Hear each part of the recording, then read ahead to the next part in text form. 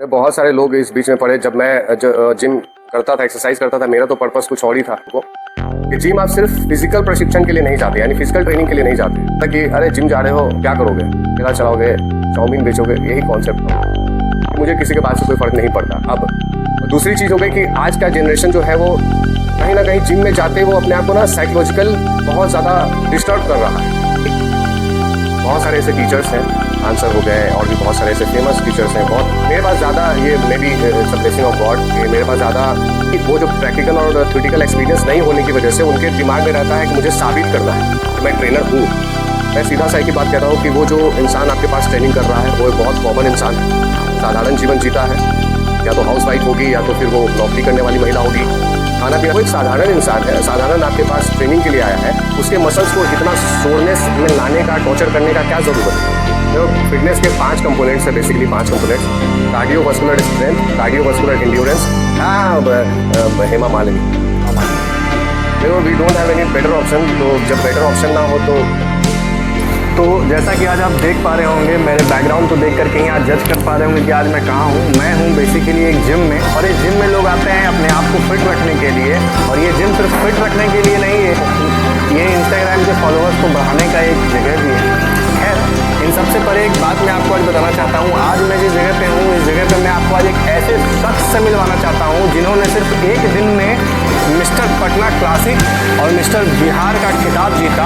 India के top franchise gym में वो हेड कोच रह चुके हैं। तो आज चलिए इस नए फिटनेस पॉडकास्ट की शुरुआत करते हैं और आपको मिलवाते हैं उन शख्स से। मेरा नाम है रत्नेश, आप देख रहे हैं थिंक बिहार, और ये है हमारा फिटनेस पॉडकास्ट का पहला एपिसोड।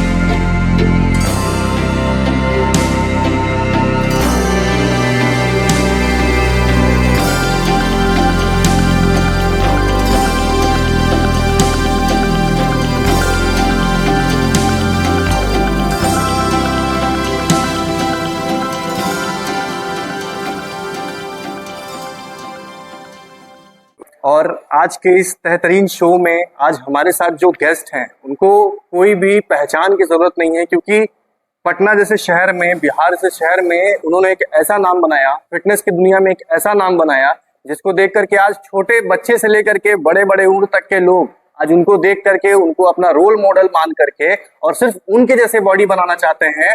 तो स्वागत करते हैं आज के हमारे इस शो में मिस्टर मनीष यादव जी। स्वागत है आपका। Thank you so much. सबसे पहले तो हम ये जानना चाहेंगे, हमारे दर्शक ये जानना चाहेंगे कि फिटनेस की दुनिया में आज कई सारे लोग हैं, बहुत सारे लोग हैं। मेरी बचपन से आपको मैं जानता हूं और मैंने आपकी बॉडी खुद अपने आंखों के सामने बनते देखी है। तो कई सारे लोग बोलते हैं कि डब्बे का बॉडी है, और कई सारे लोग बोलते हैं कि नॉनवेज और पाउडर का सहारा लेकर के बनाया गया ये बॉडी। तो सबसे पहले तो हमारे जनता को आप एक अपना छोटा सा ब्रीफ इंट्रोडक्शन दें। Basically when I started my workout, उस समय सोर्सेज बहुत कम थे। लाइक एक छोटा सा कीपैड वाला फ़ोन हुआ करता था, और बहुत ज़्यादा इंटरनेट और ये सब चीज़ें नहीं हुआ करती थी।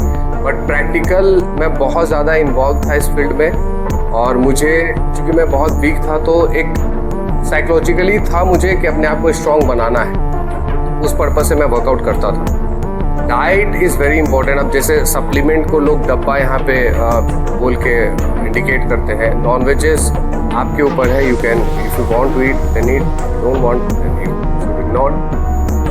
प्रोटीन इनटेक आपके muscle recovery, muscle strength, muscle growth के लिए चाहिए। ये साइंटिफिकली प्रूव हो चुका है, और ये रीज़न है आपके मसल गेन का या मसल स्ट्रेंथ का। प्रोटीन इनटेक आप किसी भी सोर्सेज से करें, वो आपके लिए हानिकारक बिल्कुल भी नहीं है। और रही बात मेरी, तो मैंने प्रैक्टिकल बहुत समय दिया इस फील्ड को, और this is the reason why कि मैं अपने आप को इम्प्रूव कर पाया। तो पटना सिटी जैसे इलाके में आप रहते हैं, और पटना सिटी का जो एक्चुअली देखिए, ये बात कहने में कोई डाउटफुल नहीं होना चाहिए, इसलिए भी क्योंकि ये रियलिटी है कहीं ना कहीं कि जब आप आगे बढ़ने लगते हैं, जब आप अपने करियर को चूज करते हैं, जब आप अपने आप को खुद को निखारने की कोशिश करते हैं, तो 4 लोग आपका पैर पकड़ के खींचने के लिए तैयार रहता है। तो इस बीच आपने अपने आप को स्टेबल, अपने आप को डेवलप कैसे किया? जब मैं जिम करता था, एक्सरसाइज करता था, मेरा तो पर्पस कुछ और ही था कि अपने आप को स्ट्रांग बनाना है, because I was very weak that time. तो मुझे ये भी बोला जाता था कि जिम जाके क्या कर लोगे। ये इंडिया का मेंटेलिटी में बात कर रहा हूँ, फॉरेन कंट्रीज में ऐसे मेंटेलिटी नहीं है। That is why they are very smart and they are growing. तो यहाँ मुझे ये बोला जाता था कि अरे जिम जा रहे हो क्या करोगे, ठेला चलाओगे, चाउमीन बेचोगे, यही कॉन्सेप्ट था उनका। आज ये है, ये मेरे लिए बहुत अच्छा कॉम्प्लीमेंट कह लो या आप कह सकते हैं उपलब्धि कह लें कि उन्हीं लोगों के बच्चे आज इंस्पिरेशन मानते हैं और मेरे पास आके वर्कआउट सीखते हैं, और उनके मदर फादर उनको मोटिवेट करते हैं कि जाओ उनसे सीखो और एक्सरसाइज करो फिट रहने के लिए।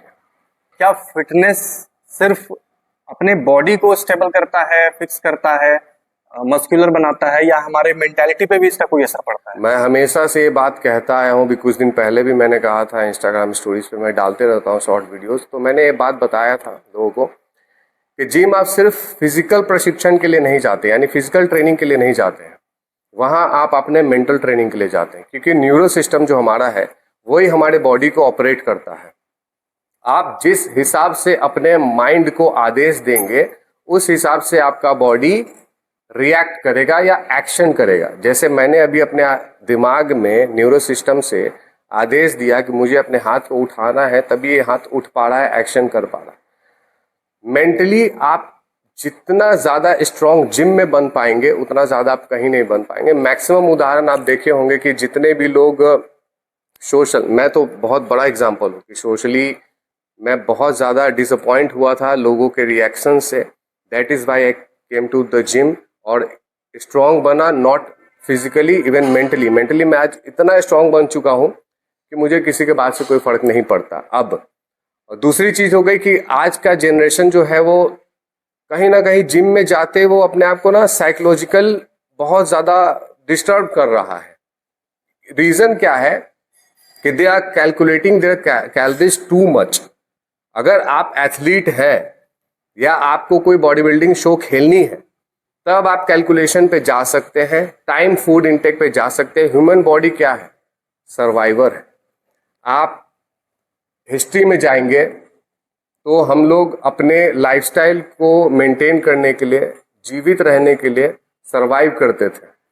उस सर्वाइवर मोड को आप किस हिसाब से लेके चलते हैं ये आपको अपने आप में डिसाइड करना होगा। लड़के बहुत ज़्यादा कैलोरीज और प्रोटीन इनटेक के कैलकुलेशन पे आ चुके हैं, which is very wrong. Because अगर आप रेगुलर लाइफ में बाकी एक्टिविटीज़ को अगर आपको देखना है तो आपको मेंटली बहुत स्ट्रांग बनना पड़ेगा, सर्वाइवर मोड में आपको जाना पड़ेगा, एंड मेंटली आपको बहुत ज़्यादा स्ट्रांग बनाता है gym, not only physically. Trainers की क्यों ज़रूरत है? क्योंकि काफ़ी सारे प्लेटफॉर्म्स हैं जहाँ पे आप बिना ट्रेनर के भी फिटनेस सीख सकते हैं। जैसे इंस्टाग्राम वगैरह पे कई सारे फिटनेस इन्फ्लुएंसर्स हैं। आप गूगल बाबा पे अगर जाएंगे तो गूगल पे भी आपको काफ़ी सारे इमेजेस मिल जाएंगे जिसमें स्क्वाट्स के, कार्डियो के और कई सारे मतलब एक्सरसाइज के आपको इमेजोग्राफी वगैरह मिल जाता है। तो why trainers are needed? Why teachers we need in school और इन ट्यूशंस? बहुत रेयर ऐसे एग्जाम्पल होते होंगे जो कि खुद से सेल्फ स्टडी से पढ़ के वो आईएएस ऑफिसर बन गए होंगे, स्ट्रीट लाइट में पढ़ के वो आईएएस ऑफिसर बन गए होंगे।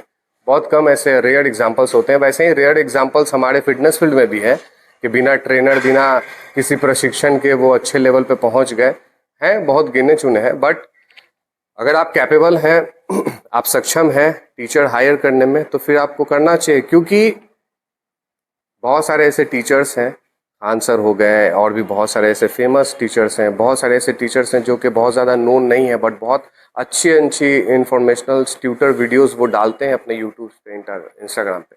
तो क्या आप वो देख करके आप स्टडी कर पाएंगे? क्या वो स्टडी मटेरियल आप कलेक्ट कर पाएंगे? क्या उस वीडियो से आप एग्जामिनेशन बैठ के आप एग्ज़ाम पास कर पाएंगे? ऑब्वियसली नॉट, नहीं कर पाएंगे आप। तो ऐसे वीडियोस देख करके आप कुछ भी नहीं सीख सकते। वो वीडियोस जिसने डाला है वो अपने व्यूज़ के लिए डाला है, वो आपको सिखाने के लिए कुछ नहीं डाला। What are the parameters to hire a good trainer or a bad trainer? Very few simple parameters, two parameters there are. One is practical experience and second is theoretical experience. All right.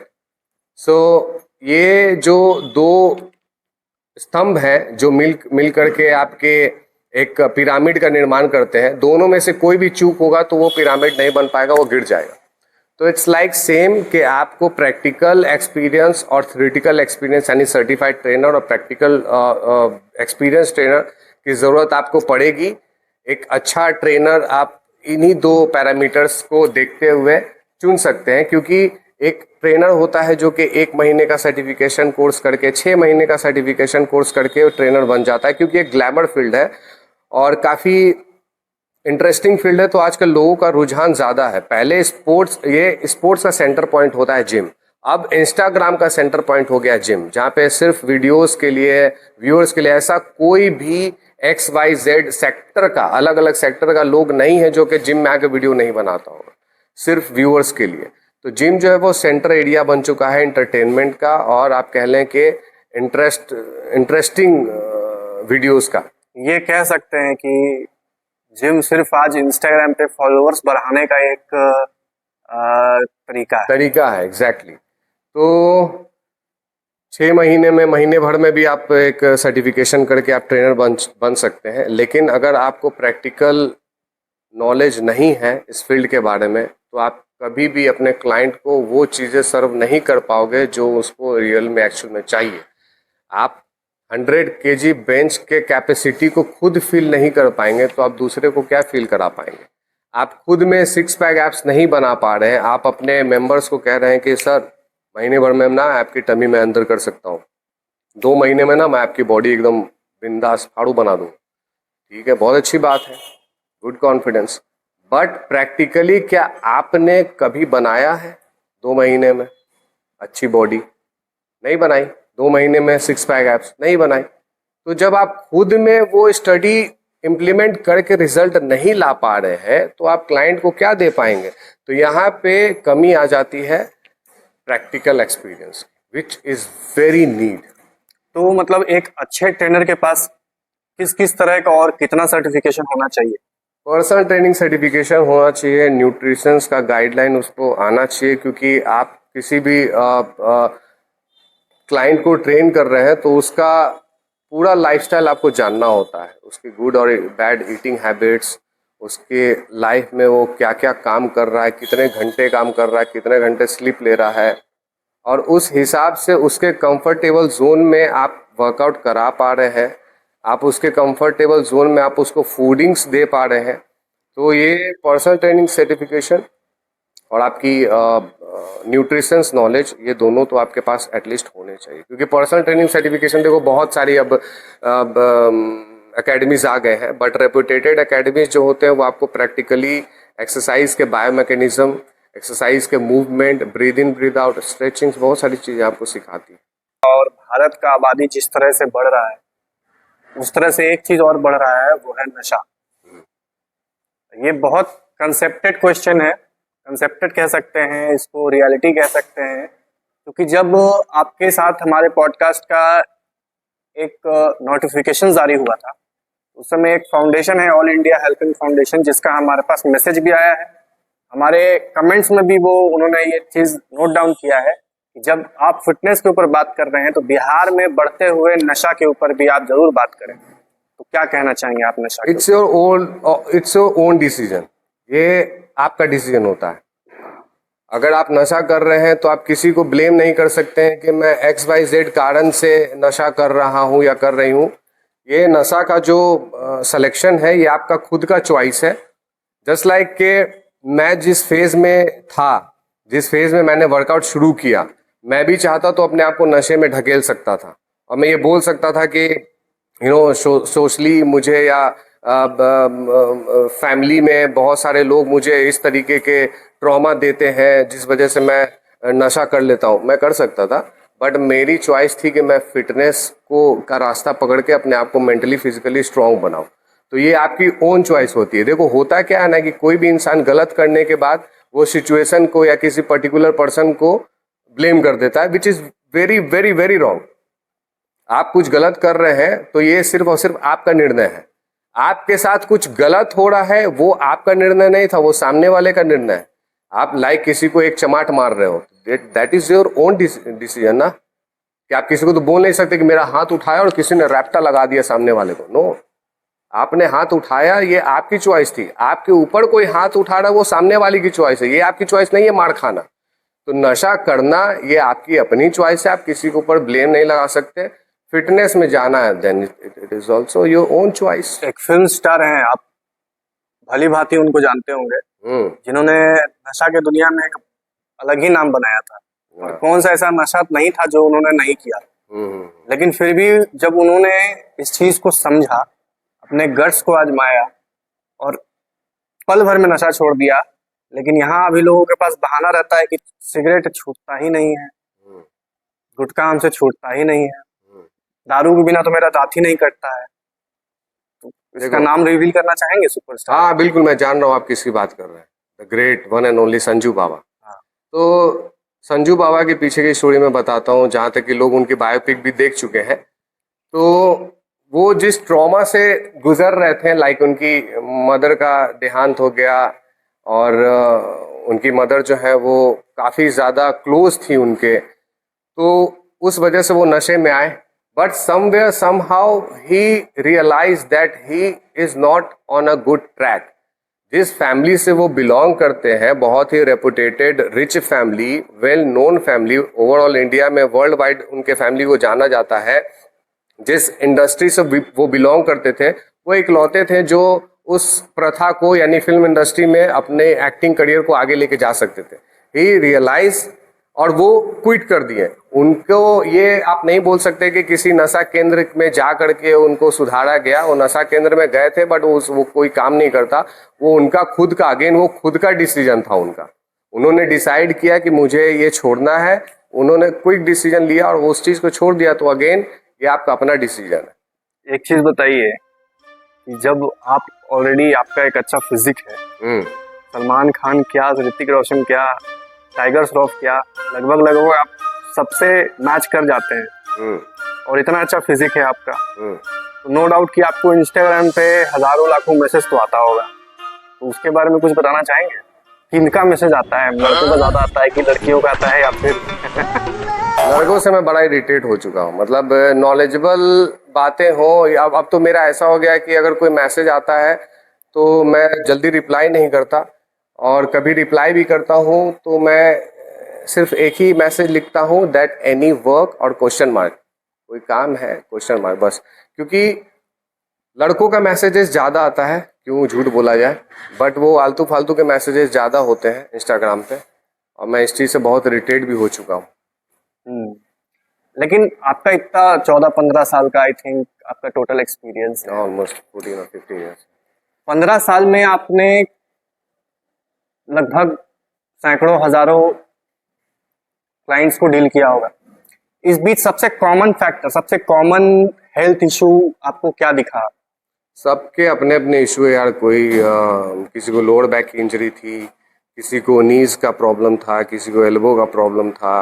मेरे पास ज़्यादा, ये may be it's a blessing of God, कि मेरे पास ज़्यादा as वाले जो लोग हैं, जो कि इंजरी वाले होते हैं, वो ज़्यादा क्लाइंट्स हैं मेरे पास, और मैं उनको उसी हिसाब से फिर वर्कआउट प्लान करता हूँ, और उसी हिसाब से सेफ्टी वाइज उनको वर्कआउट दिया जाता है, बहुत सेफ वर्कआउट।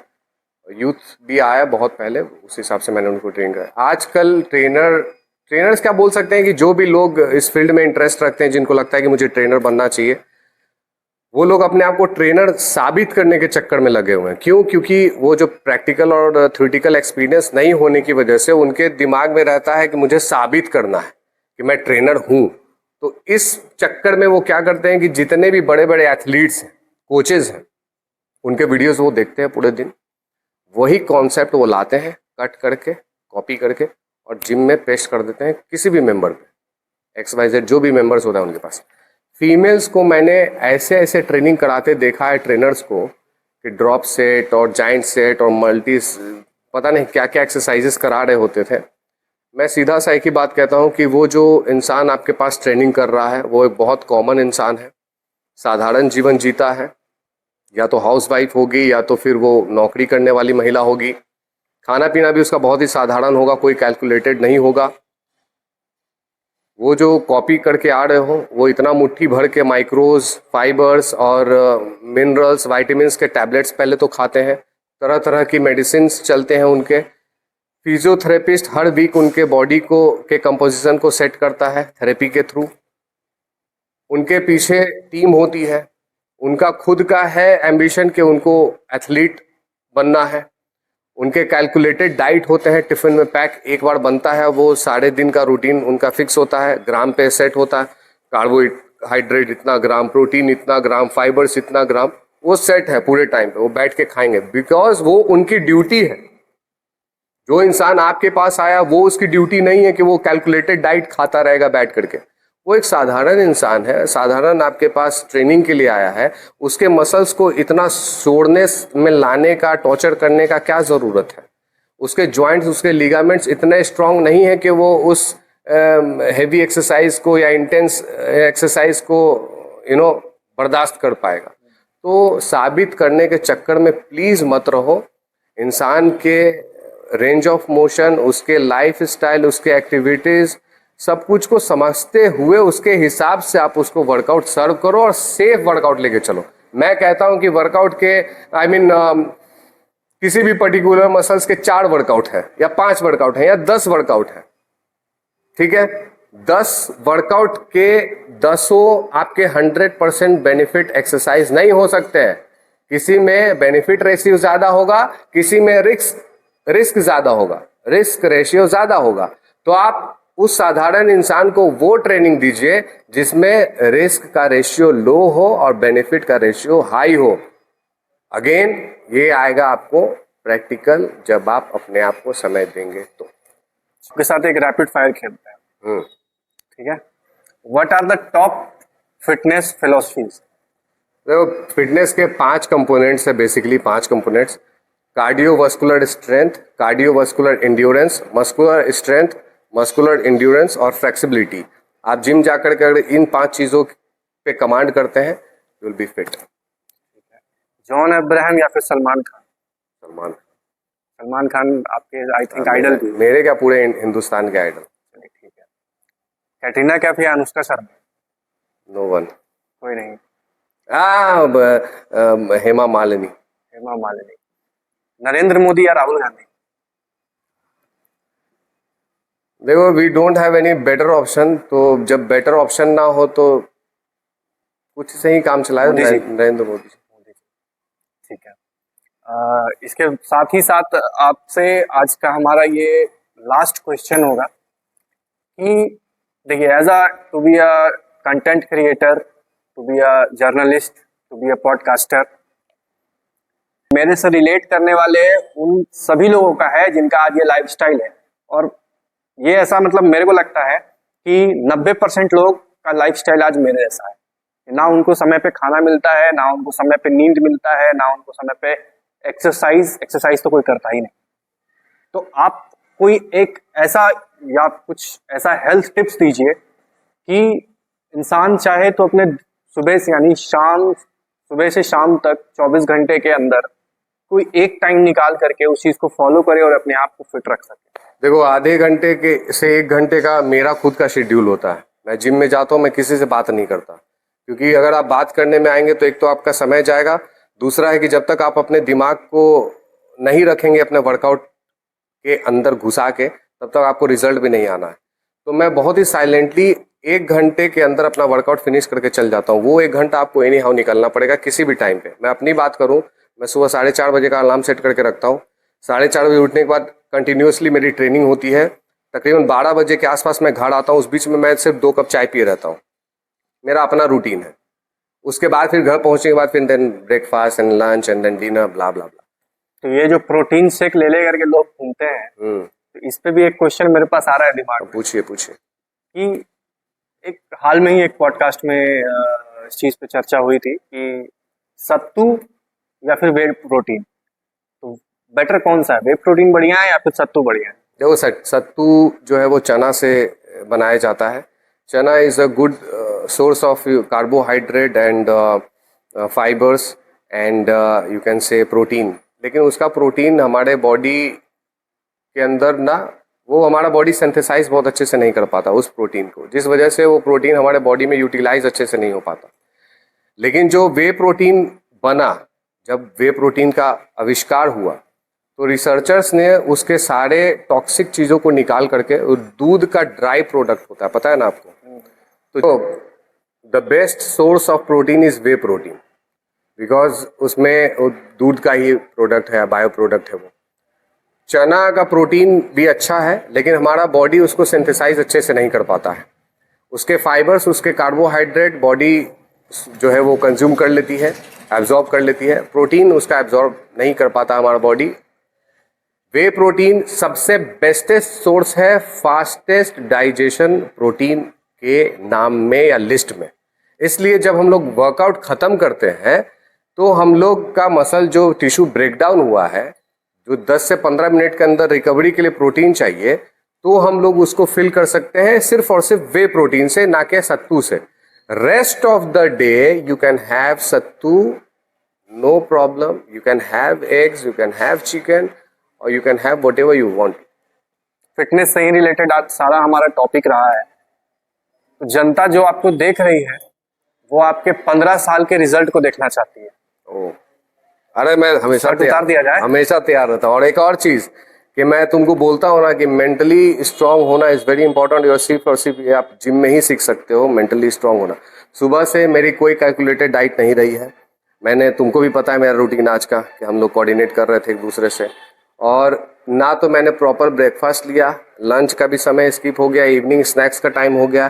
तो कोई वैसा हाई प्रोटीन वाला कैलकुलेटेड डाइट मेरे दिमाग में नहीं रहा, क्योंकि मुझे पता है कि मेरी लाइफस्टाइल में मुझे बहुत सारे मल्टीपल काम करने हैं। तो उस हिसाब से मैं अपने बॉडी को सेट करके रखा हूँ कि मेरा बॉडी जानता है मेरी दिनचर्या को, जानता है मेरे नीड्स को, उस हिसाब से वो अपने आप को बना के रखता है। तो without having any protein and all, I am ready to show my body. चलिए दिखाया जाए।